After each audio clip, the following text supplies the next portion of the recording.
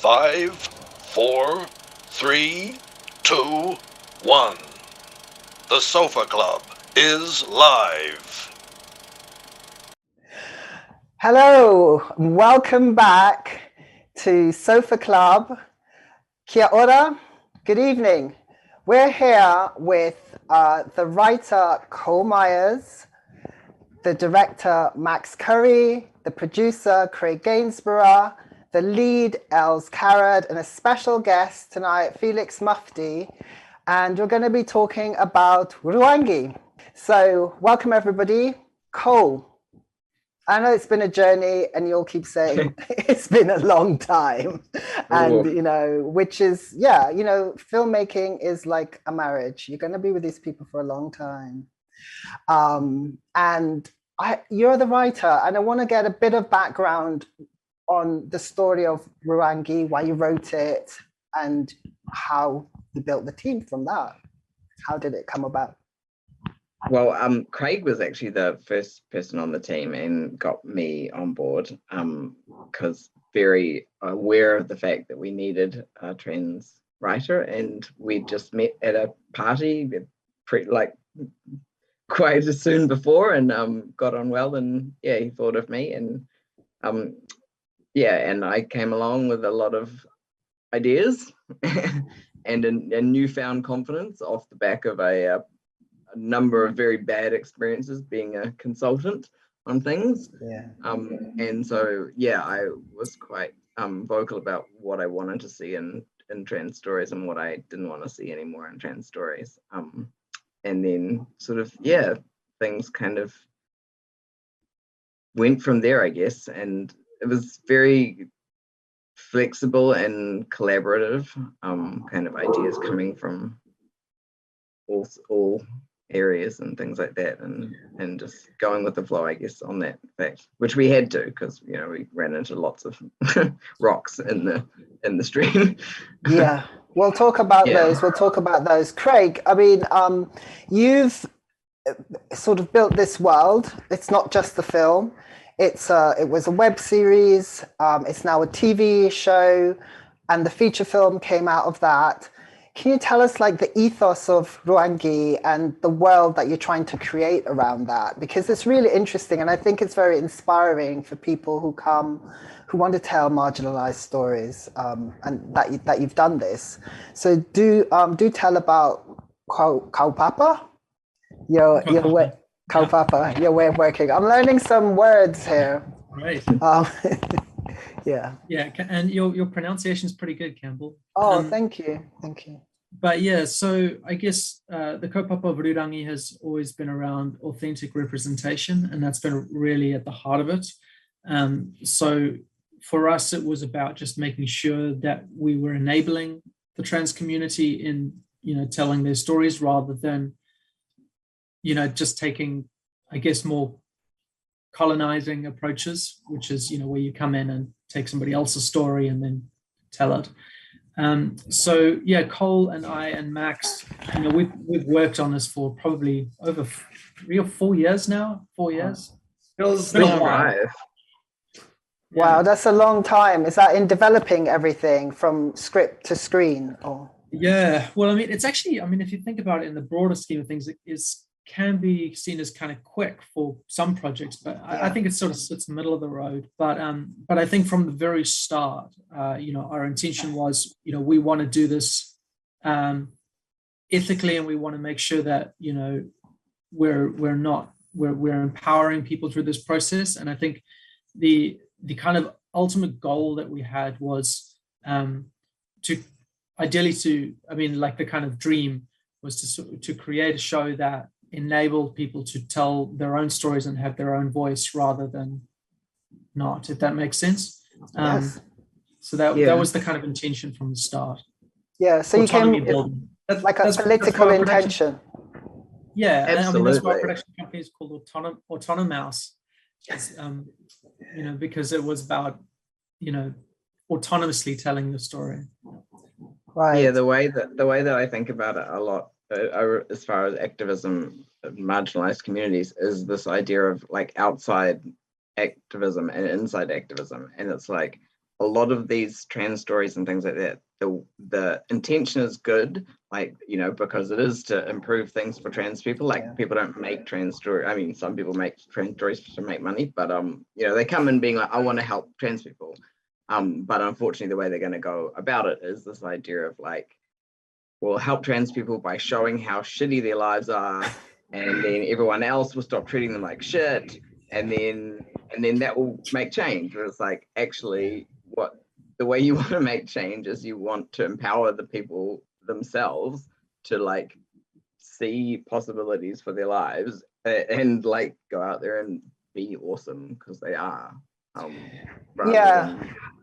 And also you've created really three-dimensional trans characters that are flawed and have lives beyond just being trans. So I think, you know, in that way, Rūrangi really is a success and quite unusual in narrative which centers a trans character. I just want to quickly go to Max, because you're coming into this having worked in TV and everything, and coming into another way of working. And so how did you get involved in the project, and your feelings about, you know, this way of working, which is very collaborative and quite political as well? Because you know. Yeah, well, I mean, so let's talk about the elephant in the room, I think, which is, you know, where we've talked about trans-centered storytelling and our authenticity. And I'm cis and gay, and, you know, the director of this film. And I think the answer to that is perhaps what you know, you're gently nudging us towards. And there's sort of two strands, I guess, to our kaupapa, right? There's the authenticity of the stories on screen, and then what was behind it. And so part of that was, you know, putting gender diverse people in positions, creative positions of power, and paying them. But then alongside that was this idea of capacity building, that the show, you know, wasn't just the sort of one-off hits where lots of funders, you know, ticked their boxes and congratulated themselves on sort of throwing a bone to New Zealand's gender diverse and non-binary communities. We wanted something that sort of was more future-proof.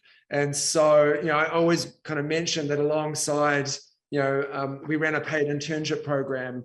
And if we look at where including directors, you know, every department, and as the show's kind of grown into season 2, we also have trans, you know, directors, you know, coming on board in the writing process, and we'll be directing segments. So I'm kind of in this, you know, to answer your question, I'm kind of in this strange position. There's this mistaken idea of director as auteur, and this has been more of like a sort of service model in some ways.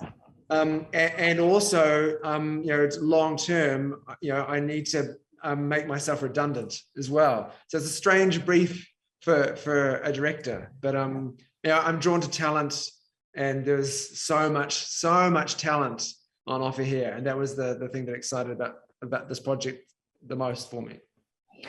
Yeah, I love the thing you say about making yourself redundant, because usually as an ally, that's one of the things allies have to do at the end to make space for the people who are marginalized, and often isn't done. So thanks for raising the elephant in the room, which is no longer an elephant. And also, you know, explaining, coming from that position in something where trying to raise the voices of marginalized people. I want to go on to the casting, because, you know, casting is a huge debate that happens, and cast Elz, who's with us tonight. By the way, everybody, all the producer, the director, the actor, and the writer are early in the morning in New Zealand. We're late in the evening in the UK. They've literally just gotten out of bed. So bear that in mind and be very grateful. So ask your questions because they are here from bed to screen. What, you know, how did you come about casting Elz in the role? Was that challenging? Are there like established trans actors in, you know, trans man actors in New Zealand that you might have thought no, yes, or, you know, how did this come about really? And did you want a trans actor? Cole, do you want to start with your Yeah. I know you got a lot to say, Cole. No, I always do. Yeah, no. Even when I'm half asleep. Yeah, no, it was always kind of part of our non-conditional. Is that the right? Sorry, I'm really lost it now. But yes, yeah, that all trans roles will be played by trans actors. And that, yeah, without question. And to the extent that like if we couldn't find the talent to play a role of this magnitude, then within the trans community, then this wasn't the time to make this story. And it was a case of building it up until we did have that and providing the opportunities till we do have that space. Luckily, like even though I know a lot of the kind of trans actors in New Zealand, I'd never met or heard of Elz and was completely blown out of the park. And yeah, we all felt like that. And part of that, the simple answer to the question is like we looked, because sometimes we actually put time and resources. Yeah, true. How did we find a trans actor? Yeah, that's what that's good to find out, because specifically asking for it, putting it in the brief, not sort of hedging your bets, which straight away sends out the wrong message, right? It was very clearly that was what we were looking for, and we also kind of tried to. We did a lot of consultation on the casting brief as well. It's like it can't just be this case of like, oh yes, we're going to get a trans actor to play a trans role, but it's like all the steps along that way. Like, how do you engage with the agencies and agents and things like that? Do they have space for actors to list themselves as trans? How do we access them? Do you have connections with the trans and non-binary communities? That the ins, have you worked on how to use the right language and how to connect like respectfully with these communities, and then how do you support them once you've got them? Like it can't just be this one aspect. You have to kind of always be thinking like along the whole chain of the process. Yeah, absolutely. Sorry, I've just jumped in on that. Oh no, I think it's really important what you said, Cole, because it's not just about looking for the actor. It's like the infrastructure. Is it supporting trans? Are they going to turn up on set and get misgendered and not have bathrooms and like all this stuff, and be disrespected? Like then you have a responsibility, I think, like once to any actor you do, but especially to vulnerable communities. If you're gonna bring them on set, like, which is your responsibility to do so, then you need to look after them. Yeah, I mean, just hearing you talk makes me realize in some ways, and I know we can talk about this after, you creating an almost kind of manifesto in the Rūrangi kaupapa way of thinking for working with marginalized people, and we can talk about that after. I want to go to Elz really to find out about like what attracted you to the role, Elz, and I understand you've not acted before, and so this is like this is incredible to be the lead in a feature film and to like you held my attention the whole way through, and that's phenomenal to do. Honestly, some people who are actors can't do that, honey. Anyway, so congratulations. Yeah, I felt it. Congratulations. So what attracted you to Rūrangi? Like the script, the story. Like, tell us a little bit about that. Yeah. Well, obviously. I mean, the first thing is that the character was trans. So, there was just like, I was like, yep, this is for me. This is mine. And yeah, I guess, I mean, I just came into this with no expectations really. I mean, it was my third audition. I never even acted in my life. And I feel like I just got really lucky. Yeah, maybe it's just a good timing thing. I don't know. But, my agent sent through the script and she said, I hope this finds you well. And I was just super excited. It was instant connection, really. That's all I can say about that. Well, that, I mean, sounds like a fairy tale, Els. I'm looking.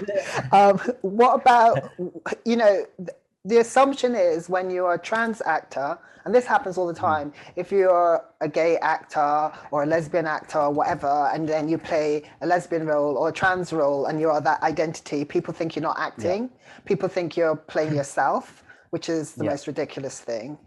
Cis people don't get that when they're playing a murderer, but anyway, whatever. There's a lot of murderers in Hollywood, apparently. So. Maybe there needs to be a trans murderer film. Anyway, we digress. So what work did you do to prepare for this role? Because as you say, you're not an activist, you know, you're an actor. And it was also a very challenging role as well. This is a gay man. He's gone back, you know, from Auckland to Rūrangi to be confronted by his past.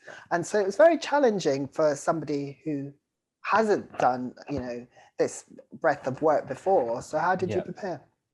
Yeah, I think there is a lot of things that Kaz and I have in common, and that is, you know, we both do come from a small rural town, and we both moved to the city, you know, and that was a chance to be who, you know, we really were and start fresh. But yeah, I guess the biggest thing is, you know, when I came to Auckland, I didn't seek out people like me because, to be honest, I thought I was the only transgender person in the country. Like, I mean, I'd never even met a transgender person before Rūrangi, like, to be honest. Oh, really? Yeah, for real.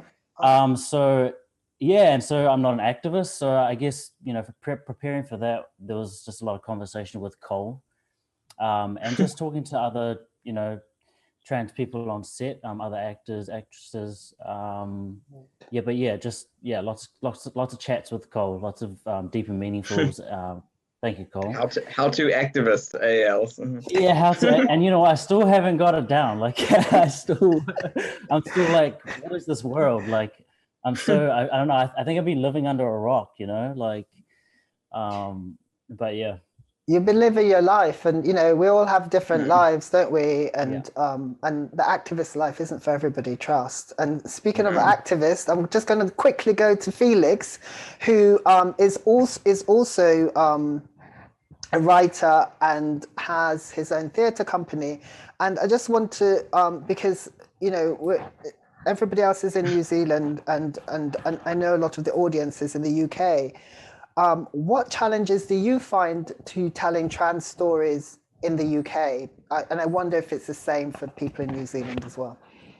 I think it is very much like what Cole highlighted before. It's like when people want to tell trans stories, they want to focus on like the trans trauma rather than like the joy or like different layers. And when people kind of create trans characters, they kind of just create them very like one-dimensionally. And it's been like a massive problem, and like I'm in Liverpool as well, and there's not really any other trans creatives who are kind of working in the industry, and that's not because they don't exist, it's because they don't have the opportunities. And I kind of got them opportunities by socializing in like London and stuff, where there's a lot more opportunities and things. But yeah, it's like, it is very London centered, and then obviously when I go to London and I'm in a room full of trans people for the first time in my entire life, I'm like dead scouse, and like I'm like from a very different background to everyone else's. You know what I mean? There's class as well. There's the class. Exactly. It's a massive class issue. Like, you know, there might be trans visibility within the creative scene in the UK, but it is a lot of the people who have got it have like a level of privilege that I just didn't have. And I literally, the only reason I got out of Liverpool is because I replied to a Facebook casting call for sort of the young, I didn't realise it was the Young Vic. I didn't even know what the Young Vic was. Do you know what I mean? I barely had even left the estate. We had like a hospital, a Sayers, Greg's, everything you need. Do you know what I mean? There's no reason for me to leave. So like that's in Liverpool with the Greg's. Yeah, that's a very scout thing. Greg's like for you all is a bakery, and they now going into close, but they have. Oh no! What about the vegan sausage roll? There's a vegan sausage roll, and they're now selling clothes with Primark. Oh God, I'm not advertising them. Peccadillo will kill me. Moving swiftly on. Moving swiftly on. Els, I want to go back to you and back to the thing about being cast. And I know this is your first role, but have you thought about maybe being cast in non-trans roles?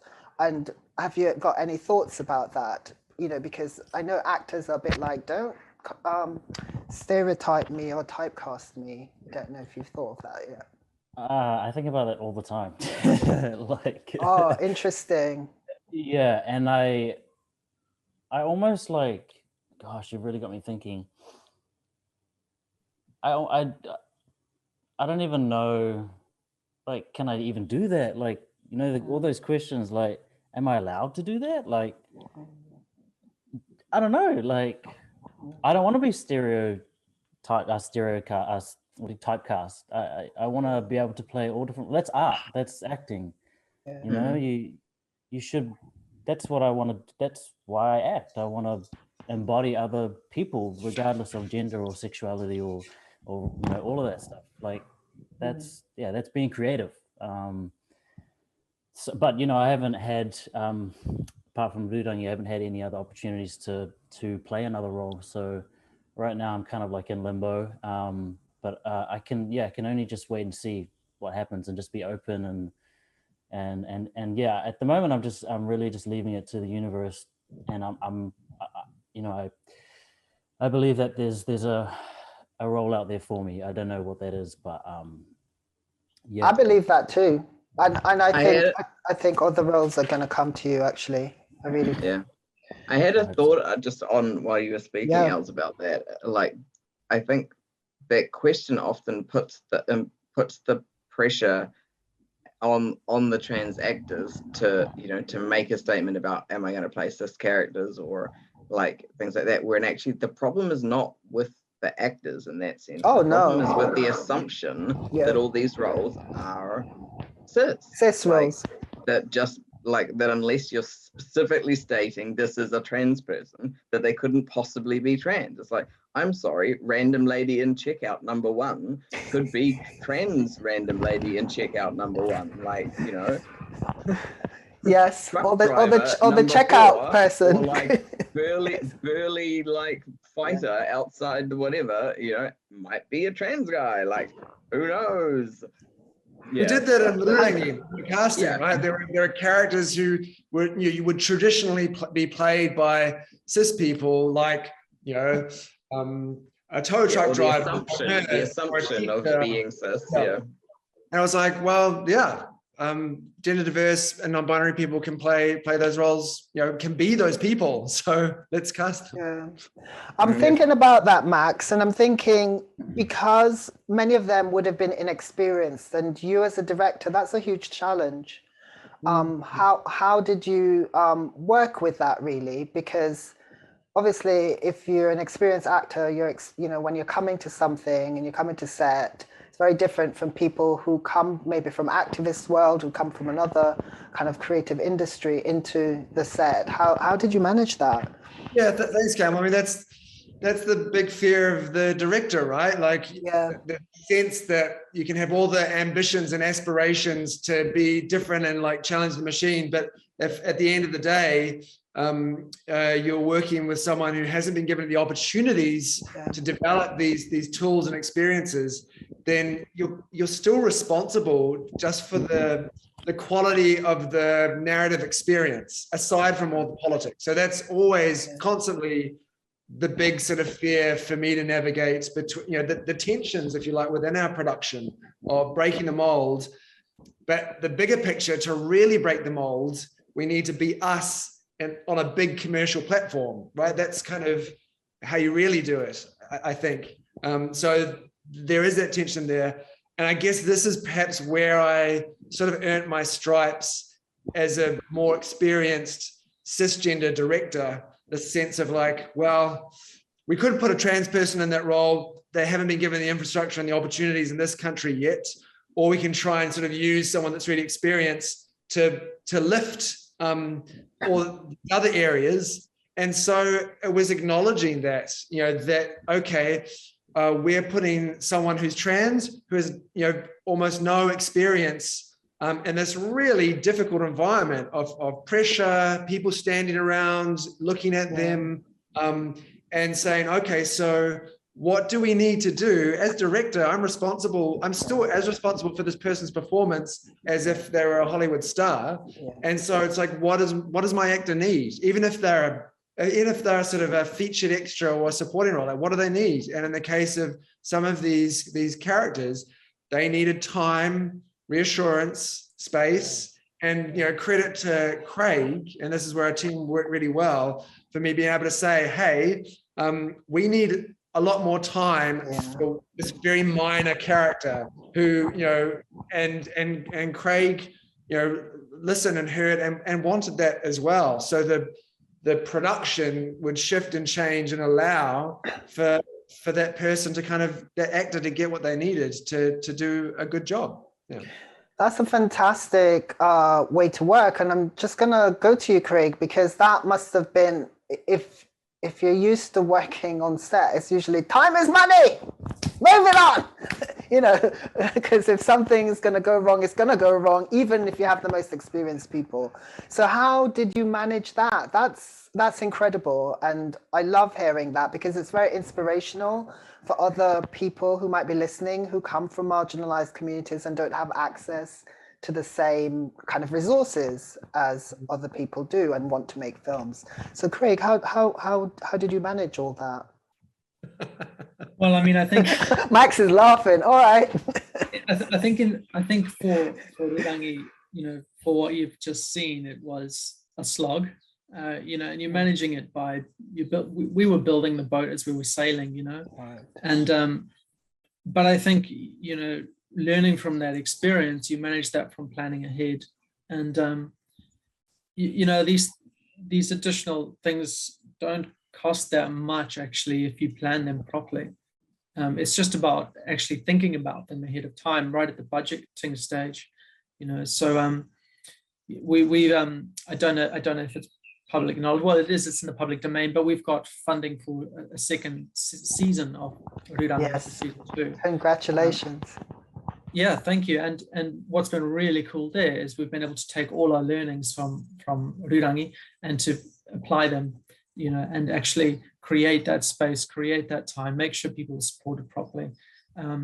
But, you know, in what you've just seen, you know, it was a lot of work. It was not an easy production to run. Yeah, and I think, you know, doing stuff like this, I mean, one of the things that was really front and central to us was the responsibility of what we were doing. You know, New Zealand On Air had given us a pocket of money to basically create this show, and we were making it. And at the back of our minds, we're thinking, this is not a lot of money they've given us. How are we going to actually take this opportunity and make it so that it becomes sustainable, so that it's not like, okay, we gave this money to, you know, this trans project and, you know, it didn't do very well, and, you know, but we've looked after them, we've ticked some boxes. You know, how do we take it and make it like, right, we gave this small amount of money to this trans show and it's blown us all out of the water, and what are we doing? There's a whole lot of voices there we should be investing in. That was the outcome we wanted, and that meant you know, just working a lot. So we put in the yards. It's also that thing of like thinking around a issue as well. It's like, just an example I can think of is, it's like, you're going to end up spending more time, more money, and get crapper performances on an intimate scene or something like that if you like schedule it as the first shoot, like the first scene that you shoot in the day. You like don't let the people kind of meet each other or interact with each other. You treat everyone like shit, and you don't create a, like, you know, supportive and compassionate environment. Like, you know, you don't give people input or an autonomy over their bodies, or over, you know, the input into their wardrobe, or, you know, what makes, like, what kind of touch and what kind of places feel safe and okay. Like, you know, there are lots of things that you can do that are actually that are totally free and actually quite quick and easy. Like, you know, giving people someone that they can go and talk to if they need to, or creating an environment that people don't just feel like they're a tool, and if they do anything like unusual or have any kind of life thing go on, that they're out. That's like. Yeah. But I agree. Kindness kind of goes. I can hear a dog. Oh, the dog. What? Yeah, Max, you wanted to say something. Yeah, I was going to say there's another really pragmatic answer to that question of how, which is almost a provocation to the UK and anyone who might be. Oh my God, provoking. I mean, in terms of, as Craig said, to make this work, like creating space, that does cost money. And, that meant for Rūrangi to feature the first time round, some of us waived our fees. We, secured private investment, which is like borrowing money from people. But there was also a wonderful, well-off gay man saw an early cut of the film and was very moved and turned up with money and invested. And I think if we're in the position right now, if there's anyone who's like seen this film and has found it really moving and is well off, that investment was a game changer for us. And an awful lot of wonderful things have kind of flowed forth as a result of that. Like if we look at Elz being nominated for Best Actor in the New Zealand Film and TV Awards, or Cole giving presentations in UK to that, what was that, Cole, that BAFTA related thing. And I just think the sort of the payoff for this help that we received for our LGBTQIA plus community was enormous. And I'm sure on some level, trans filmmakers, queer filmmakers in the UK, maybe not so much like the white gay male ones. Yeah, I think you raise a really interesting point, and it's really good that while you were talking, I was really moved by what you said, actually, that somebody, a benefactor, came and gave money who was not directly related to the subject matter, but in a wider context.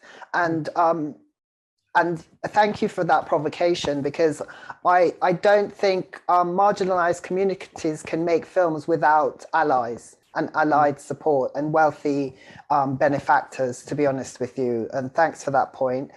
Back to the gay man thing, I'm going to ask a question, because the other elephant in the room, the baby elephant, quite cute, is this. This is a film where the main character is attracted to men in some way. I don't know if they're gay, but being attracted to men is part of their sexuality. And we don't see that representation of trans men as gay. They tend to be quite gender and sexual orientation conforming. So I wanted to know how that has been received by gay men in Aotearoa, New Zealand, apart from that wonderful investor. I have my answer to that, which is that the wonderful thing about working with activists is kind of subversion can be catchy in a really positive way. You start to think about like, how can we be sneaky and change things? And in terms of sort of my personal connection with Rūrangi as a gay man, I was really aware that the depiction of this beautiful, moving gay romance between like a trans mass gay character and another man was really going to capture the attention of gay men. And I think speaking as a sort of white gay man in New Zealand who's kind of been the first to get a lot of his rights, I'm really aware that the neglect of my direct community to like the T and some of the other letters and LGBTQIA plus. And so this was sort of in my mind, I was thinking like, well, what can I achieve with this? What's meaningful for me?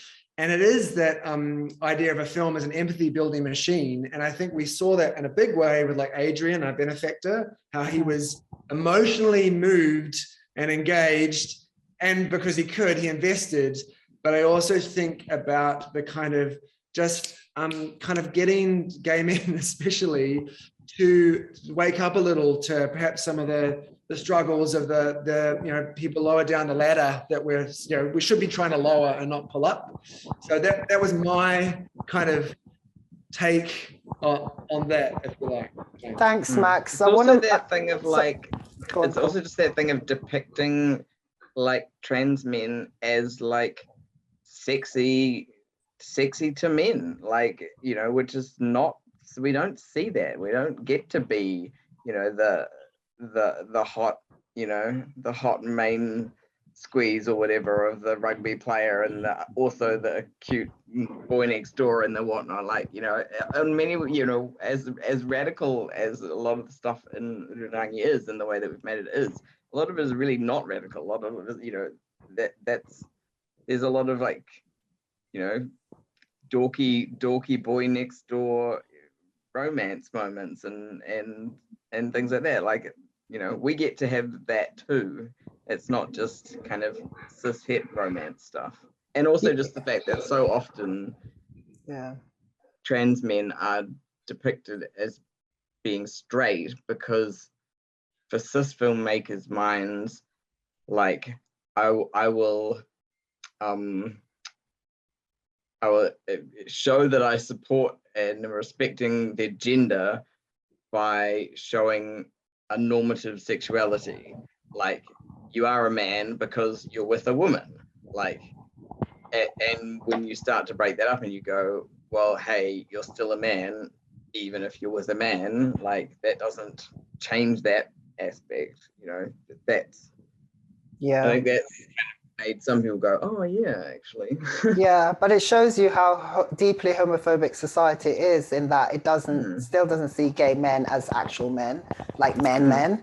And I want to go to Felix. How does that impact on you, not really seeing, Rūrangi is one of the few stories where we see a representation of a trans gay man, and you're a trans gay man. How did you feel like watching this, just from like for me, coming out as a gay trans man was actually harder than just coming out as trans, because like I came out when I was 14 and everyone around me, like, I'd always been like quite masculine, whatever, and everyone kind of understood that. And then when I was like, yeah, I'm Felix, I'm a boy, people were like, yeah, it makes sense, you know what I mean? Like, that was feasible, it was digestible for people. But then as I started getting older and getting more camper and like started wearing lip gloss and getting my nails done and stuff, people were really confused. Like, people were really confused. And I was just like, yeah, I have gone on this journey of like realizing like I am masculine and I am like a man. But like, that doesn't mean that I can't enjoy things you see as feminine. Like, I really like the term gender free.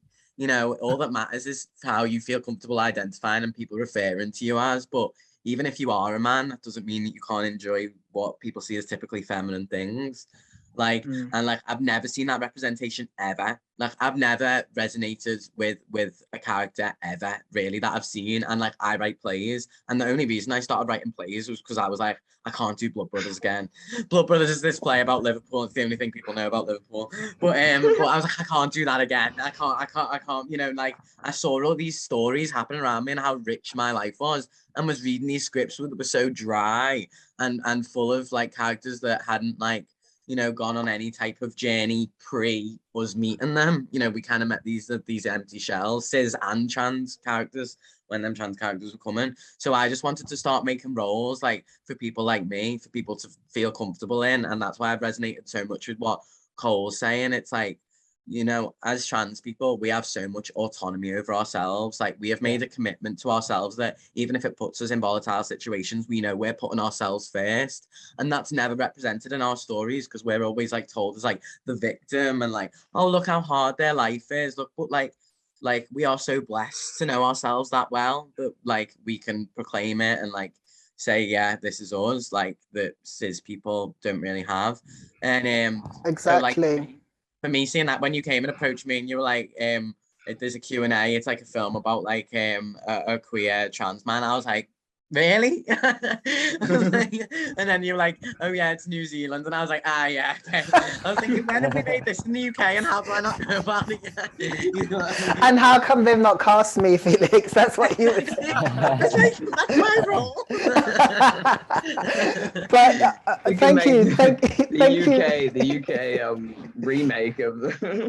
Well, Felix, we know that in season 2, one of the wonderful things that happens is that the trans activists from Auckland come to Rūrangi to get help with the bylaw. So who knows? Maybe there's a role there. I get practicing the accents for you. I get practice that New Zealand accent. We'll see how that turns out. By the way, please send in your questions. I've got a comment here from Mariam in Nottingham. As a queer Muslim from the UK, New Zealand's response to the Christchurch mosque shootings were profound for me. In the West, marginalized people don't often feel included within society, especially around race and religion. What was it like filming a movie like this in New Zealand? And that's because also you had a storyline, not just the trans storyline, but the Māori storyline as well. Thanks, Mariam, for that question. Keep your questions or comments coming through. Thank you. And thanks, that mate. I'll go to Elz. shooting. I was just saying that shooting happened. That was the first night we started shooting. Hey. Wow. Wow. That was we got in a circle and we did a bit of a karakia, which is a prayer. Anyway, someone else can talk on that, but yeah, I just wanted to point that out. It was yeah. And we should say, Elz, you're Māori, so a lot of that spiritual practice you're familiar with too, so just say that. I'll just quickly talk on what Elz said. I mean, Elz is right. That was the very first day of shooting that happened, and that hit our shoot really hard. Because I mean, firstly, it was just completely awful and unheard of in New Zealand, but also we had a large proportion of our crew that were from Christchurch. So I think we lost about 5 people from our crew after that day, because they all went back home to Christchurch to be with their families.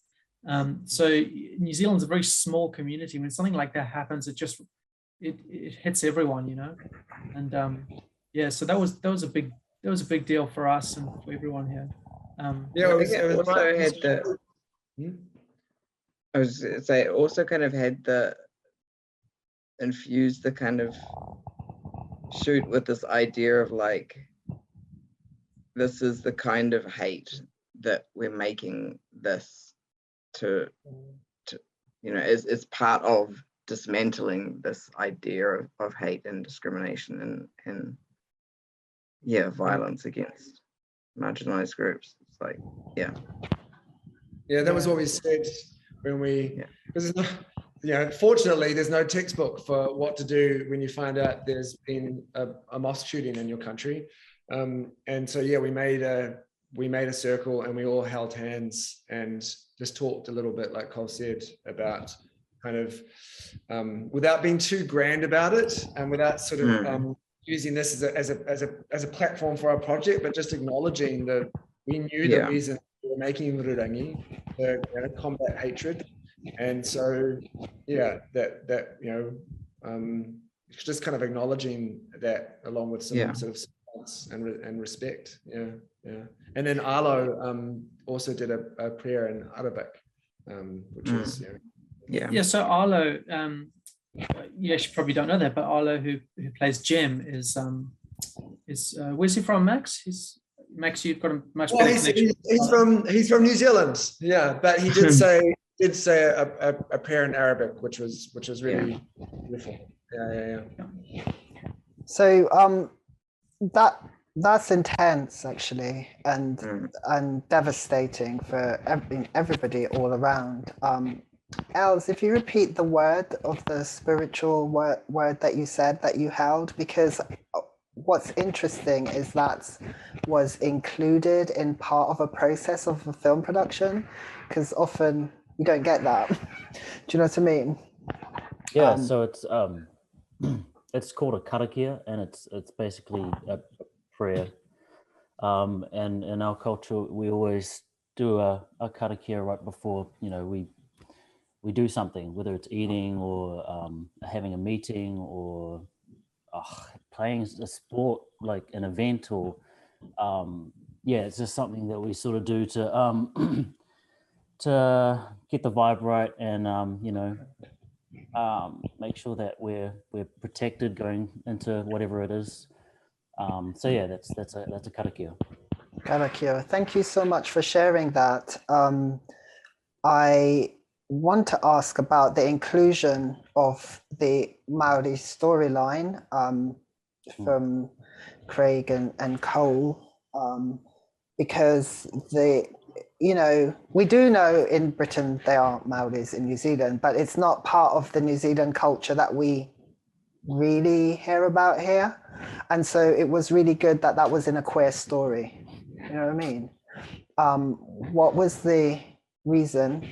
Like, why? How did that come about? I'm always curious to know why. Well, I might jump in there. I think please.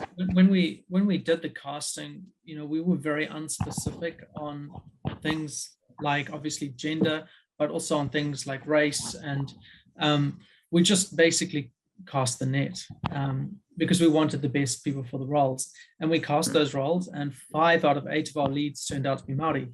So, so suddenly we were like, but okay. The idea that the script writing was going to be flexible enough to adapt to who we ended up casting, so that it wasn't a case of, you know, cookie cutter blandness and then we cast someone and then it's the same story, because it's not going to be the same story if Kaz is white or if Kaz is Māori, and so, you know, script has to be fluid like that. Yeah, so after the casting, we actually did a lot of rewriting, and Tweety Waititi is a co-producer, and she came on board and worked with us to help develop the Māori storylines. So in season 1, it was a little bit of, you know, as I was saying about building the boat while we were sailing, but it's really, you know, wonderful now because that storyline, our Māori storylines and our Māori collaborators have just exploded for season 2. So season 2, there's actually, Max is co-show running for season 2 with Briar Grace Smith, who directed a feature called Cousins. And, you know, we're going to see those two worlds just really grow in season 2, which is super exciting for us. Yeah, I'm very excited to see that. Just the like Anahera's storyline and about like exploring identity and alienation and shame and coming to things late in life and feeling like you've missed out, and so that, like, there's so much kind of crossover there between that and trans experience, you know, about grief, about things that was taken from you or that was lost, or that, you know, you don't know how to do things right now because, you know, you were never given that opportunity, and shame and things like that, and unpicking it. And I think it's just it was so one of the wonderful things I've noticed about working with trans people, and this gets back to what you were saying, Felix, you know, this often this kind of real owning of yourself and understanding also kind of requires, sometimes for survival, to understand how power discriminates, and this real, like, deeply vested interest in justice and fairness, and an understanding of how these sort of systems in society discriminate, punish people, hold people down. And so, you know, working with, especially an activist like Cole, there's just this real natural interest and alignment for how power has screwed over the Indigenous people of New Zealand as well, not just minority groups. So there's this kind of, but once you get to that, I guess, core of the show spirit, you can see the way that you know, it folds in other experiences, but still tells the same story, and that creates resonance, and that's powerful storytelling. Yes, absolutely. I've got one question from the audience here, and it is about Māori. Ralph, thank you for your question. What are pre-colonial Maori views on homosexuality? And I would include transness in that as well, and gender nonconformity. If any of you who know the answer to that can answer that question. Who wants to take it? I wish I knew the answer to that question, but I think my take on it is that our ancestors, in terms of gender, our ancestors, we didn't even use pronouns. We don't have pronouns in our language. We say ia, which is them, they. So that which I think is really interesting. Yeah, there's definitely roles that are like more suitable for men, and then there's roles that are more suitable for women, and but there's no, it's not concrete. It really comes down to how well a person does something, regardless of their gender. It just seemed that these people did things better this way, and these, this gender did things better that way, and then there's all in between, So I don't know if that helps. We very that helps a lot. That helps a lot. That's as far as my very more fluid and free and accepting than colonial views on these things. That's for sure. And then that was all kind of erased as well. Yeah, or actively decimated, which happens a lot. I'd love to, if it's okay, just to touch on that storyline of Anahera, played by Awahina. Yes, thank you. That thing around shame, which is ridiculous to me, because not long ago we weren't even allowed to speak our own native language in this country. My grandmother she wasn't allowed to speak Māori, and without language there's no culture. So it's just a shame. And I definitely went through that myself, where I was asked to speak on a marae, or in a wharenui, which is like our meeting house, and you get up and you give your whakapapa, your pepeha, which is what Anahera did, and I just cried because I didn't know it, and so I think there's this real powerful it's healing in actually knowing where you come from. And I think it's really important that hopefully going forward, that our people, should they choose to seek that out, that they do it out of pride and curiosity, rather than shame. And I think that's just something that people can relate to, especially if they're Indigenous. Anyway, that's all I want to say about that. Yeah, no, that's profound. Felix, I was at a youth hui recently where we actually screened Rūrangi, and the young people were like so into it. But one thing that really stuck with me that I was thinking about afterwards was one of the trans men there, a Māori trans guy, was saying how the first time he did the haka was like the most validating gender experience for him, but both gender and cultural experience. And I've heard that a few times actually, about things like, where you stand entering the marae at the beginning of a pōwhiri, is kind of split, or as far as gender. And so the idea that, when you go, hey, I'm not over here with the men, I'm over here with the women, or I'm in the middle with people, who aren't either binary, is validating. It's such a small thing, but it's such a powerful thing. Yeah. When I was growing up, I used to stand between, because I knew I wasn't allowed at the front with the boys, and then I wasn't, so I used to go between. And now it's like, I don't have to do that. I know who I am. I'm gonna stand in the front. Yeah. Thank you, Elz. That I found that very moving, what you had to say, and I know the queerness, the indigenousness, a lot of the kind of marginalizedness from white supremacist ciscentric culture affects all of us in some way, and sense of belonging. Felix, you're going to say something? Yeah, because I was just like I have the same thing. I have Pakistani heritage and stuff, and then obviously in that part of Asia. They had like, you know, hijras, and like they were gender diverse individuals who were like really like, they were like gods, you know, and they're still hijras now and stuff, but like they were like really well respected gender variant members of society until colonialism happened. And then, you know, they ripped them apart, and they were called them, you know, every word under the sun, the words that the media still use to describe trans people today, really. But it is like, you know, people don't realize that connection, like with your internal culture, like, and like how that's been ripped away from us from colonialism. Like people don't actually make that link that like gender diversity has always been here, always been present, always been not only seen and validated in cultures, but really respected, with like Three Spirit and stuff, you know, Indigenous Americans as well. Like it's always existed. It is just like colonialism, and it's like linking back into what Max said before, you know, we're all victims of institutional oppression in ways, you know what I mean? Even if you're the most privileged person in society, it's not like you don't see it around you. And if you do, then you live in a bubble. I don't know who you are. But, you know, like, we're absolutely. all like, absolutely. You know, like, it's it affects us all. It's just finding them that way relate to each other.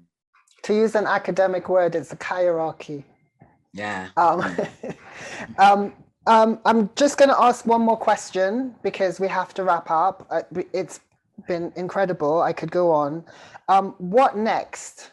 I know that you've got a TV show in Rūrangi, but I don't know if you also have other projects that you're working on that are outside of that. So hype yourselves up. Craig, you're probably in the Rūrangi thing. You can't think of anything else, but. Well, I mean, I think actually, yes, the long story is yes, we do have other projects in the works. They're all fairly early, I guess, in development. And I think that's a symptom of the fact that Rūrangi has consumed our lives. I mean, it's wow. I mean, I just think of the last four years and it's just Rūrangi.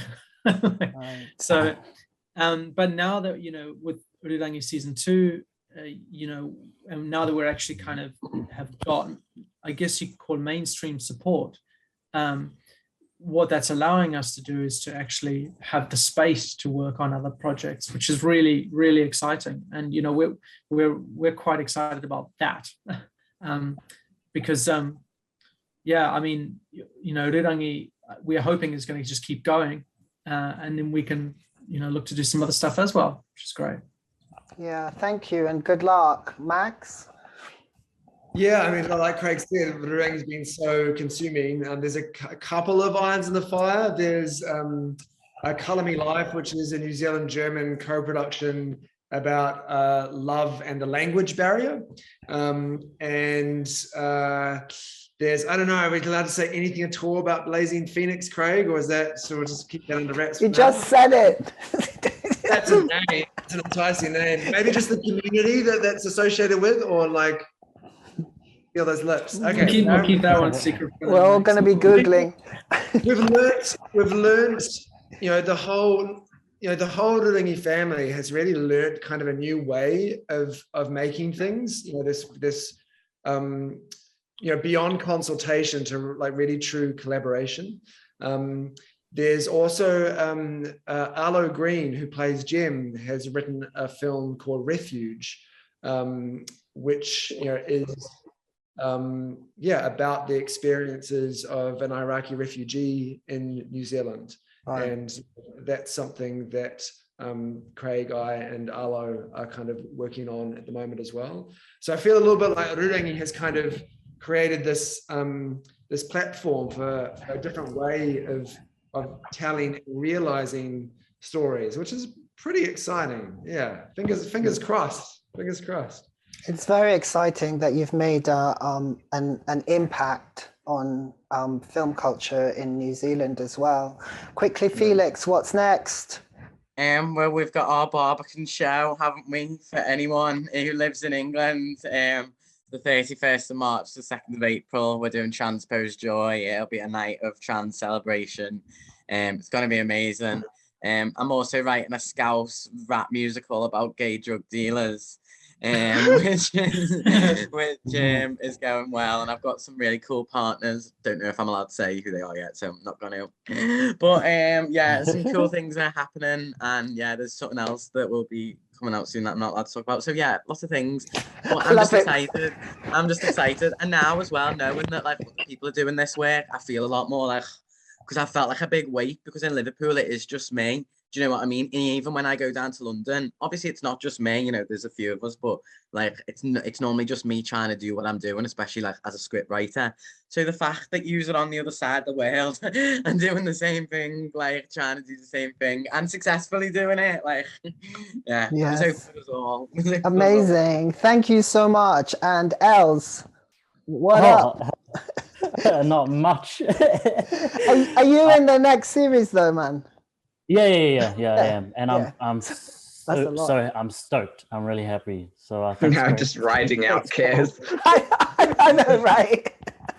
Don't write yourself out. So good luck with that, Els as Kaz. Thanks. And Cole, what's in the works for you?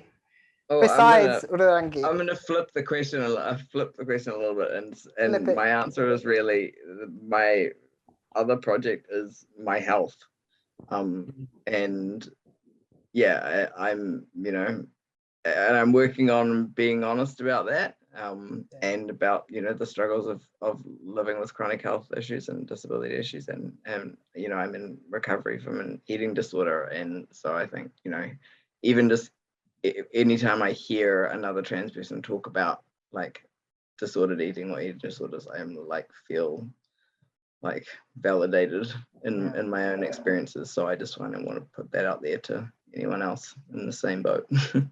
Thank you so much, Cole. Trying to be gentle with myself. Yeah, fiercely. and gentleness is demanded for everybody. #be kind. I'm going to read some things out so I don't mess them up, because it's just as we wrap up. Thank you, Max, Cole, Craig, Els, and Felix for tonight. That was incredible, and I know that you'll just got out of your beds and it's really early there. It's probably not as early now. You're going to be starting your day, but thank you for being so generous with your time and sharing your experiences with us and inspiring us here as well with your methodology and the love that you have for each other. I really appreciate it. So it's just a reminder to everybody that the TV show can only be seen in UK and Ireland on Peccadillo Pod, but it will also be on the DVD. So if you go on Peccadillo Pod and look at the movie Rūrangi, you can see the TV series. And from Friday, Rūrangi will be in the cinemas and on demand. We have been supported by the British Film Institute, the BFI. So thank you, BFI. And our community partners are Transactual. We will be playing a short announcement from them, excuse me, when we come off. But I also want to thank Peccadillo Pictures and the team that have brought this to you, who are amazing. Amelia, who was in my ear and also sending me messages. That's how I knew the questions. Tom and Kaloon, who are our leaders, thank you. And Matthew, who is probably hopefully asleep in bed, but maybe partying. And Alex, who was working behind on the technicals. So thank you, team. Thanks very much. And thank you, audience, for being here and your participation. We'll now play the tape from... Tape, it's not a tape, come on. It's like roll, roll the tape. I don't know, roll the tape. We'll play the message from Transactual, our community partner. Thank you very much and good night. Transactual was founded in 2017 by a group of UK-based trans people who wanted to do something to counteract the misinformation being spread about trans people's lives and the laws impacting our lives. We campaigned because we wanted to see improvements to trans people's quality of life. In the UK, the quality of life for trans people has been on a steady decline. That's why in 2020 we expanded the scope of our work. Our survey of the UK's trans community made it clear that people wanted us to work to improve trans people's experiences of healthcare, access to legal recognition and legal protections, and of course, to counteract the transphobia which is present across all aspects of our lives. We want the world to be a place where trans people can live safely, freely, and with dignity.